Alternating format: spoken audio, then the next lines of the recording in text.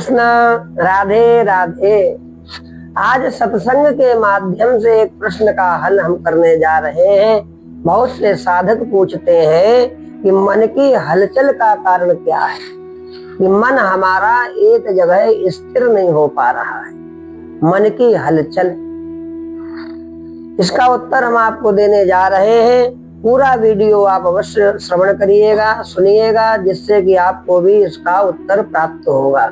हो सकता है कि आपके मन में भी हलचल मची रहती हो। कभी भगवान में मन लगता है, कभी नहीं लगता है, कभी संसार में मन भटक जाता है। हो सकता है आपके मन में भी ऐसा होता हो। आइए संपूर्ण उत्तर प्राप्त करते हैं आज के सत्संग के माध्यम से। सबसे पहले हमारे वीडियो से जुड़िए, हमारे चैनल से जुड़ जाइए, जिससे कि आपको सत्संग का लाभ निरंतर प्राप्त होता रहे। श्री कृष्ण गोविंद हरे मुरारे, हे नाथ नारायण वासुदेव। श्री कृष्ण गोविंद हरे मुरारे, हे नाथ नारायण वासुदेव। बोलिए श्री वृंदावन बिहारी लाल की जय। मन की हलचल का कारण क्या है? जब मन में हलचल होने लगे तभी यह विचार करना चाहिए कि इसका कारण क्या है, क्या हो सकता है।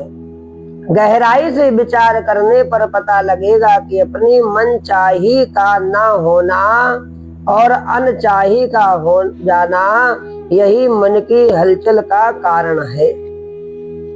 अपने मन के अनुकूल चीज नहीं प्राप्त हुई, अपने मन के अनुकूल वह कार्य नहीं हुआ, तब मनुष्य के भीतर हलचल मचने लगती है।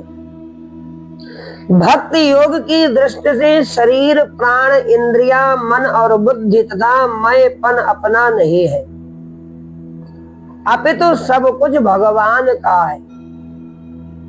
आपको भी पता है सब कुछ भगवान का है, परंतु हम लोग कुछ क्षण के लिए भूल जाते हैं, यह सब अपना ही मान बैठते हैं। इनको अपना और अपने को भगवान से अलग मानना, इस विपरीत मान्यता से ही मन में दुख और हलचल होती है। हलचल होने का और कोई कारण नहीं है। जो कुछ होता है वह हमारे परम सुहृद प्रभु का मंगलमय विधान है। जीवन में जो भी कुछ हो रहा है, मानो यह भगवान का मंगलमय विधान है हमारे जीवन में। यह सोचकर प्रसन्न होना चाहिए। उल्टे मन को मैला करना सर्वथा ना समझी ही है। ज्ञान योग की दृष्टि से शरीर, प्राण, इंद्रियां, मन और बुद्धि तथा मैंपन सब कुछ प्रकृति का है। मैं का आधार परमात्मा तत्व है, वह अपना स्वरूप ही है। प्रकृति ही प्रकृति के गुणों में वर्त रही है।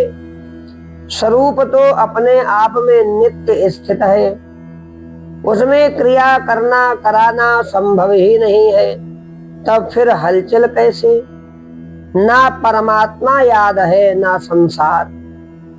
वृत्ति केवल एक कार्य में लगी है, कार्य समाप्त होते ही भगवान को फिर याद कर ले, तो फिर सारा काम ही भगवान का हो जाएगा।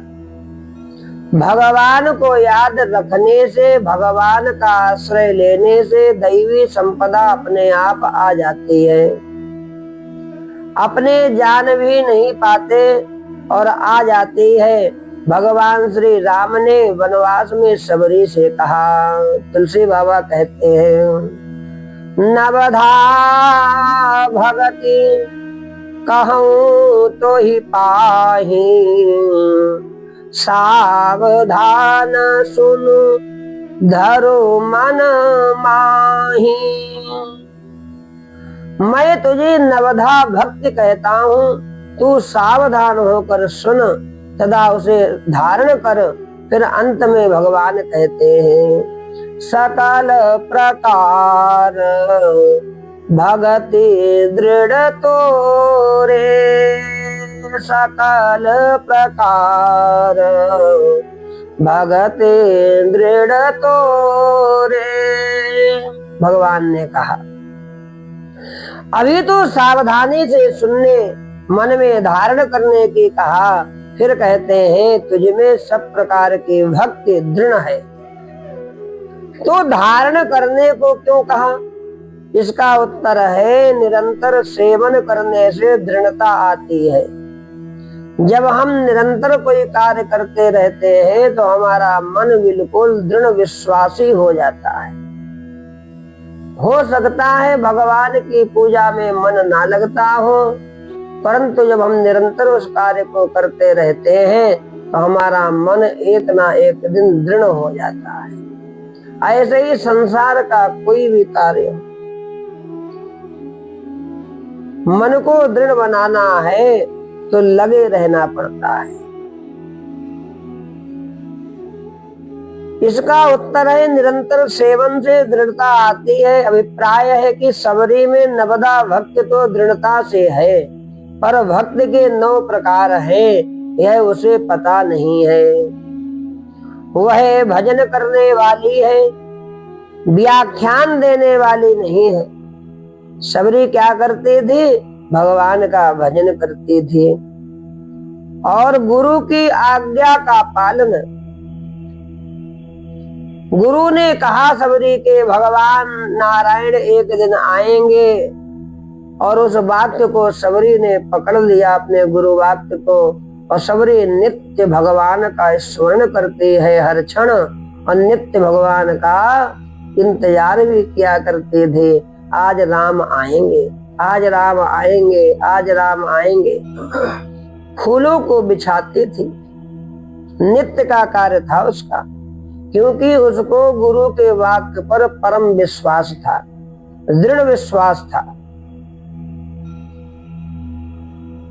उसमें स्वाभाविक ही भक्ति आ गई। भगवान को याद करने से, नाम लेने से सवगुण बिना बुलाए, बिना जाने स्वाभाविक ही आ जाते हैं। अतः दैवी संपत्ति में सबसे पहली बात है भगवान को याद करना। हर क्षण जो भी कार्य आप करें भगवान को स्मरण करते रहें। श्री कृष्ण गोविंद हरे मुरारे, हे नाथ नारायण वासुदेव। श्री कृष्ण गोविंद हरे मुरारे, हे नाथ नारायण वासुदेव। निरंतर भगवान के नाम का स्मरण करते रहे, उनके शरण होना, मस्ती से उनके दरबार में रहना, कृपा मानकर उनके आश्रित रहना, खूब उत्साह पूर्वक रहना। जो अवसर प्राप्त हो जाए उसमें भगवान की अपार कृपा समझना। काम, क्रोध और लोभ ये 3 इसमें बाधक है, इनका त्याग करे। यह मिले वह मिले, इस इच्छा का नाम काम है। यह और अधिक मिले, इसका नाम लोभ है। इन इच्छाओं की प्राप्ति में बाधा आने पर क्रोध होता है। इन तीनों का त्याग करें, आसुरी संपत्ति का त्याग करें दैवी संपत्ति लाने के लिए। सार बात है भगवान को याद रखें हर क्षण।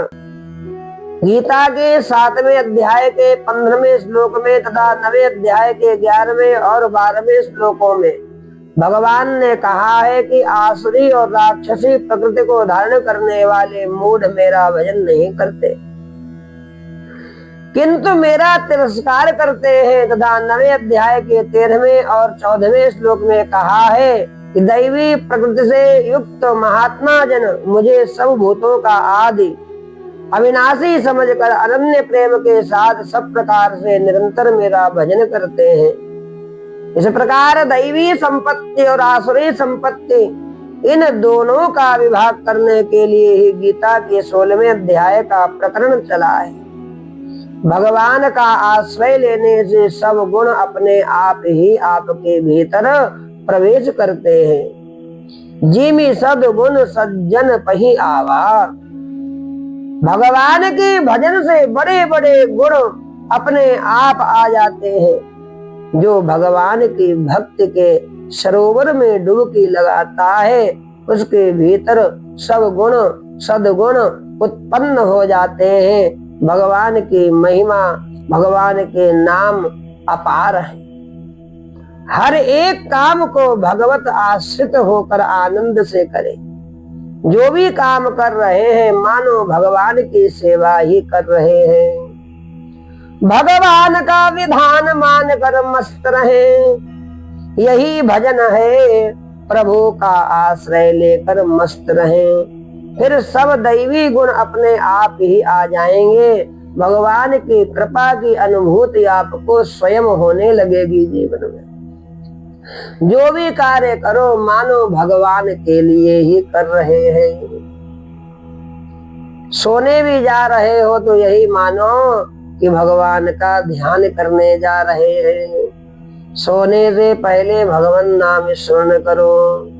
श्री कृष्ण गोविंद हरे मुरारे, हे नाथ नारायण वासुदेव। श्री कृष्ण गोविंद हरे मुरारे, हे नाथ नारायण वासुदेव। सोने से पहले भगवान का नाम, खाने से पहले भगवान का नाम, पीने से पहले भगवान का नाम, अर्थात जो भी कार्य करो सब भगवान के लिए कर रहे हैं। भगवान को ही नहला रहे हैं, भगवान को ही चला रहे हैं। भगवान का स्मरण करते रहो। जीवन में आनंद रूपी भगवान की कृपा की अनुभूति आपको स्वयं होने लगे। सब कार्य आपके सिद्ध होने लगेंगे यदि आप भगवान को हृदय में विराजमान करें और ऐसा निरंतर स्मरण करते रहे। जो हो रहा है सब भगवान की कृपा से हो रहा है। हरि शरणम। आप सब लोग इस कथा को अवश्य अपने बंधु बांधवों को भी भेजें जिससे कि उनका भी कल्याण हो सके। जय सिया राम। नमः पार्वती पतये हर हर महादेव।